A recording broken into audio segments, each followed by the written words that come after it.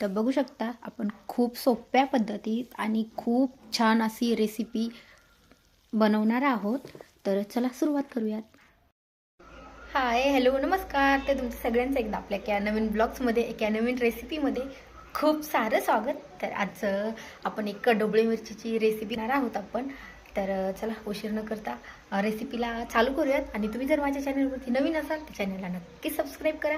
त्या साईडला bell icon आहे ते पण क्लिक करा, जेणेकरून मी कधी पण व्हिडिओ अपलोड केला की सगळ्यात आधी तुम्हाला भेटेल. आणि व्हिडिओ कसा वाटला मला हे पण कमेंट करून नक्की सांगा. तर चला उशीर न करता रेसिपी चालू करूयात. तर मी सगळ्यात अगोदर 4 ढोबळे मिरच्या घेतल्या होत्या आणि त्या स्वच्छ पाण्याने धुवून घेतल्यात.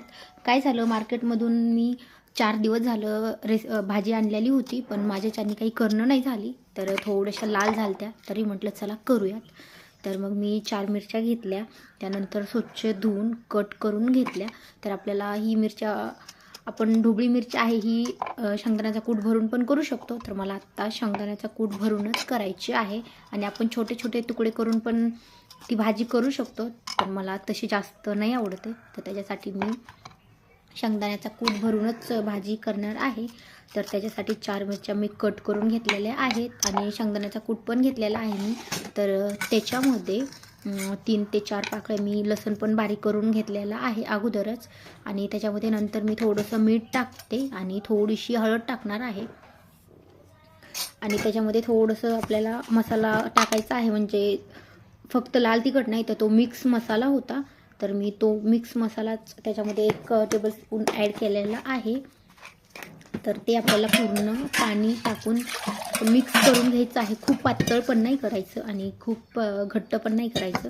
तर बघू शकता मी थोडं थोडं पाणी ॲड करून ते मिक्स करून घेत आहे. आणि जेवढं आपल्याला पाहिजे आहे तेवढाच घेतलेला आहे मी. तर 4 मिरच्यासाठी हा भरपूर होतो. तर तेवढा मी मसाला बनवून घेतलेला आहे. आणि आता तो मसाला आहे तो मी हिरव्या मिरचीमध्ये भरून घेणार आहे.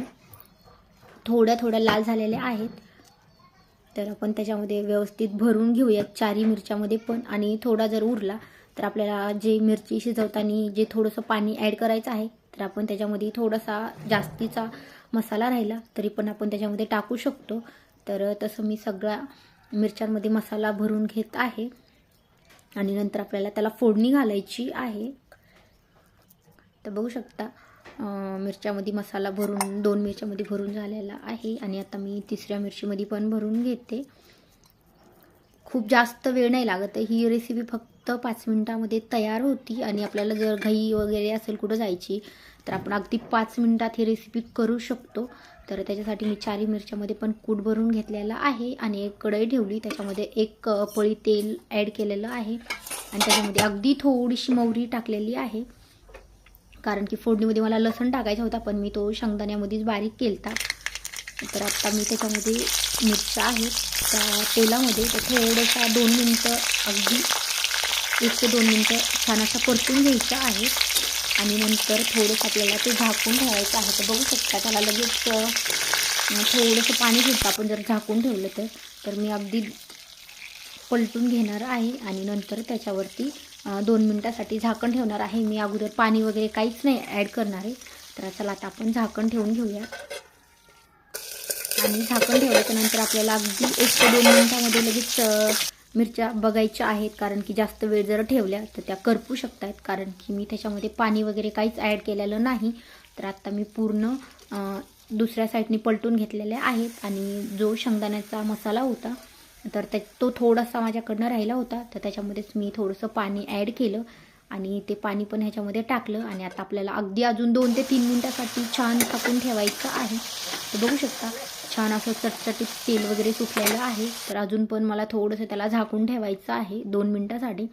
तर लई 5 ते 6 मिनटामध्ये आपली भाजी तयार होते. तर बघू शकता खूप छान अशी आपली रेसिपी तयार झालेली आहे. आणि मिरची पण छान शिजलेली आहे. तर अगदी 5 मिनिटात होणारी रेसिपी बघू शकता खूप छान आहे. आणि आपल्याला जर मुलांना टिफिनमध्ये द्यायची असेल तरी पण खूप छान लागते आणि मुलं पण आवडीने खातात. तर तुम्ही पण नक्की ट्राय करा. जास्त करून ही रेसिपी तर खूप जण ट्राय करतात. बघू शकता आपण अशी अगदी 5 मिनिटात होणारी रेसिपी बनवलेली आहे आणि आपल्याला मुलांना टिफिनला वगैरे जर ही रेसिपी द्यायची असेल तर मुलांना पण खूप आवडते. तर तुम्ही पण कधी ट्राय केली नसेल तर ही रेसिपी नक्की ट्राय करा. व्हिडिओ आवडल्यास लाईक करा. चॅनलवरती नवीन असेल तर चॅनलला नक्की सबस्क्राईब करा. त्या साईडला बेल आयकॉन आहे ते पण ऑलवर प्रेस करा आणि व्हिडिओ आवडल्यास लाईक करा.